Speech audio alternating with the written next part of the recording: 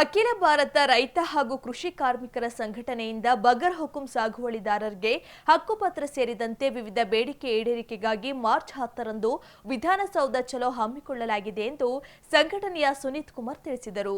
ಸುದ್ದಿಗೋಷ್ಠಿಯಲ್ಲಿ ಮಾತನಾಡಿದ ಅವರು, ಬಗರ್ ಹುಕುಂ ಸಾಗುವಳಿದಾರರಿಗೆ ಈ ಕೂಡಲೇ ಹಕ್ಕುಪತ್ರ ನೀಡಬೇಕು, ಖಾತೆ ಹೊಂದಿರುವವರಿಗೆ ಪೋರ್ಡ್ ದುರಸ್ತಿ ಮಾಡಿಕೊಡಬೇಕು, ಉದ್ಯೋಗ ಖಾತ್ರಿ ಯೋಜನೆಯಡಿಯಲ್ಲಿ ಗ್ರಾಮೀಣ ಕೂಲಿ ಕಾರ್ಮಿಕರಿಗೆ 200 ಮಾನವ ದಿನಗಳ ಕೆಲಸ ಹಾಗೂ ಅದಕ್ಕೆ ಕನಿಷ್ಠ 600 ವೇತನ ಖಾತ್ರಿಪಡಿಸಬೇಕು, ಹೊಸ ಕೃಷಿ ಮಾರುಕಟ್ಟೆ ನೀತಿಯನ್ನು ಕೈಬಿಡಬೇಕು, ಸಂಪೂರ್ಣ ಸರ್ಕಾರಿ ವ್ಯಾಪಾರವನ್ನು ಜಾರಿಗೊಳಿಸುವಂತೆ ಆಗ್ರಹಿಸಿದರು.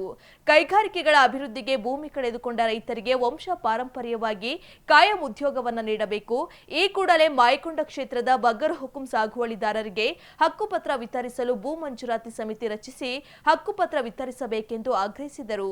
ಸುದ್ದಿಗೋಷ್ಠಿಯಲ್ಲಿ ಜಿಲ್ಲಾ ಕಾರ್ಯದರ್ಶಿ ನಾಗಸ್ಮಿತಾ, ಮಂಜುನಾಥ್ ರೆಡ್ಡಿ, ಸೋಮಶೇಖರ್, ಮಂಜಪ್ಪ ಇದ್ದರು. ಸರ್, ರೈತರ ಸಮಸ್ಯೆಗಳು ದಿನೇ ದಿನೇ ಉಲ್ಬಣಗೊಳ್ತಾ ಇದ್ದಾವೆ. ಅವರು ಬೆಳೆದಿರ್ತಕ್ಕಂಥ ಬೆಳೆಗೆ ಯೋಗ್ಯ ಬೆಂಬಲ ಬೆಲೆ ದೊರಕ್ತಾ ಇಲ್ಲ, ಬೆಲೆ ಕುಸಿತ ಆಗ್ತಾ ಇದೆ. ಹೀಗಾಗ್ಬಿಟ್ಟು ರೈತರು ಒಂದು ರೀತಿ ತೀವ್ರವಾಗಿರ್ತಕ್ಕಂಥ ಸಂಕಷ್ಟಕ್ಕೆ ಸಿಲುಕ್ತಾ ಇದ್ದಾರೆ, ಸಾಲ ಮಾಡ್ಕೊಳ್ತಾ ಇದ್ದಾರೆ. ಅವರು ಬಿತ್ತನೆ ಕಾಲದಲ್ಲಿ ಬೀಜಕ್ಕೆ, ಗೊಬ್ಬರಕ್ಕೆ, ಕೀಟನಾಶಕಗಳಿಗೆ, ವಿದ್ಯುತ್ಗೆ ಅಥವಾ ಲೇಬರ್ ಚಾರ್ಜಸ್ ಅಂತ ಹೇಳಿ ಖರ್ಚು ಮಾಡ್ಕೊಳ್ತಾರೆ. ಸಾವಿರಾರು ರೂಪಾಯಿ ಖರ್ಚು ಮಾಡ್ಕೊಳ್ತಾರೆ.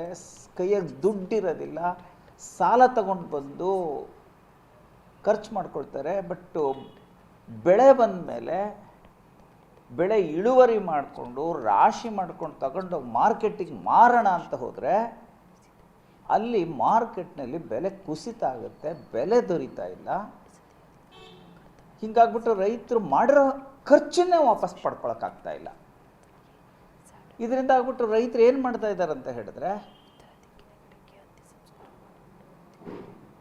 ಪರಿಹಾರ ಅಂತ ಹೇಳಿದ್ರೆ ಸಾವೇ ಪರಿಹಾರ ಅನ್ನೋ ತೀರ್ಮಾನಕ್ಕೆ ಬಂದುಬಿಡ್ತಾರೆ.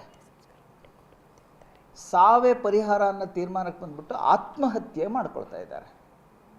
ದಿನೇ ದಿನೇ ರೈತರ ಆತ್ಮಹತ್ಯೆಗಳು ಹೆಚ್ಚಾಗ್ತಾ ಇದ್ದಾವೆ.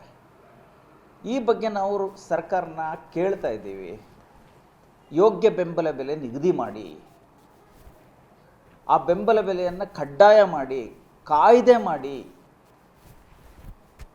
ಸರ್ಕಾರ ಒಪ್ಕೊಳ್ತು, ಆಯಿತು ನಾವು ಬೆಂಬಲ ಬೆಲೆ ನಿಗದಿ ಮಾಡಿ ಬೆಂಬಲ ಬೆಲೆ ಒಂದು ಕಾಯ್ದೆ ಮಾಡ್ತೀವಿ, ಅದನ್ನು ಉಲ್ಲಂಘಿಸಿದವರಿಗೆ ನಾವು ಶಿಕ್ಷೆ ಅಂತ ಮಾಡ್ತೀವಿ ಅಂತ ಒಪ್ಕೊಂಡ್ರು.